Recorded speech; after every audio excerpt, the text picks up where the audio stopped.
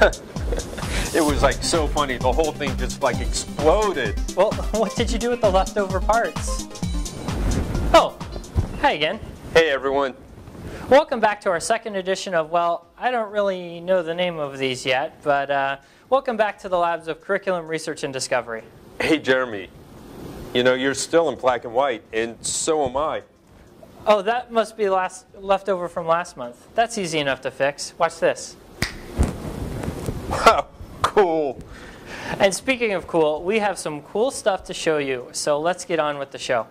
That's right. In this episode, not only are we going to review a couple new tools to kick off the new year, but we're also going to give you a behind-the-scenes tour at the IITSEC conference on military simulation and training recently held here in Orlando. So, Brian, what do you have to show us today? Well, I thought I'd start off by showing a web-based tool that's out there called TimeToast. TimeToast allows students and teachers to create these simple interactive timelines quickly and easily. So it has nothing to do with real toast? No, nothing to do with real toast. But let me show you what it can do. TimeToast is a really nice tool because once you log into the TimeToast website and register for a free account, you're provided the tools to go in and quickly start building your timeline. To do this, you simply plug in the dates that you want to feature, you add a brief description, maybe a photo, and voila, it's all there, just like magic. TimeToast then creates the timeline for you. So how do others get to see these little works of art then? Well, they can either log into the TimeToast website itself and view it from there. TimeToast does have a real nice little search function that helps others find your timeline if they don't have the exact link. Or you as the author can use the tools provided and you can share your timeline on a variety of social networking sites like Facebook. Or maybe even get a piece of code that you can use to embed the timeline on your own web page. It's all pretty quick and easy to do. So if you'd like to play with, around with TimeToast, here's the web address so you can give it a try. You know, I used to be an American history teacher for FLVS, and I could see some great uses of TimeToast in that course. But there's also many other ways that having a simple timeline creator would be very useful. That's right, that's right. So what about you, Jeremy? What can you show us today? Well, I wanted to share some great tips on quick and easy screencasting. You know, for explaining items that to your students or answering questions for coworkers. Screencasting, that's like using Jing, right? Recording what happens on your screen and then sharing it with others. That's exactly right. Many of us are very familiar with the Jing project and the easy-to-use interface of the program. Just press the record button and you're on your way.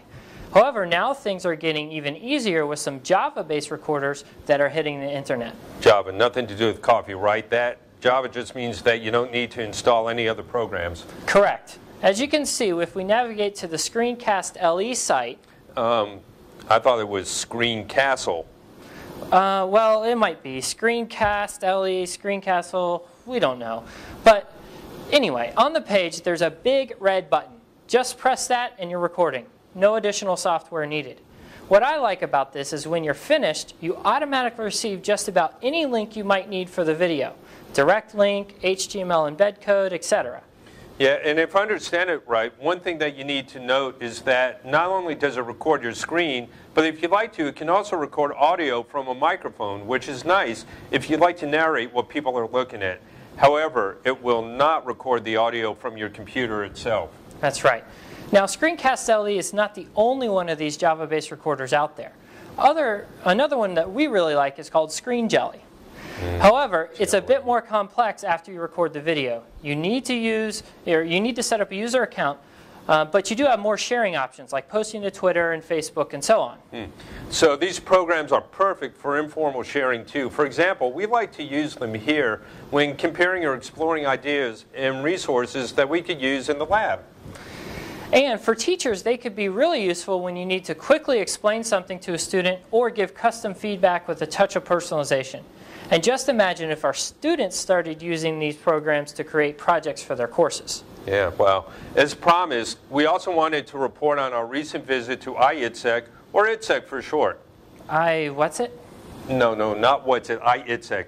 IITSEC, it stands for Inter-Service Industry Training, Simulation, and Education Conference. It's 4 full days focused on military simulation and training. Oh yeah, I could see the connection between the battlefield and the classroom. Yeah, well, we went there to make our own correlations, okay? This remarkable conference was a showcase for the vendors and military divisions that help keep our armed forces trained and ready using some of the highest levels of technology. There was everything there, from high-definition holograms to augmented reality, virtual reality, immersive simulators, even some real-time telemetry systems. I mean, it's cool. So what does this all have to do with K-12 education, you ask? Actually, plenty. As Brian and I walked around the exhibit floor, it was apparent that much of the same technology that our military uses to train their soldiers is directly transferable to education as well. For example, if you attended a session at this year's FOVS staff conference, you already heard us talking about the potential of augmented reality. Here's another example. One company uses giant parabolic screens to project an image of a Baghdad street.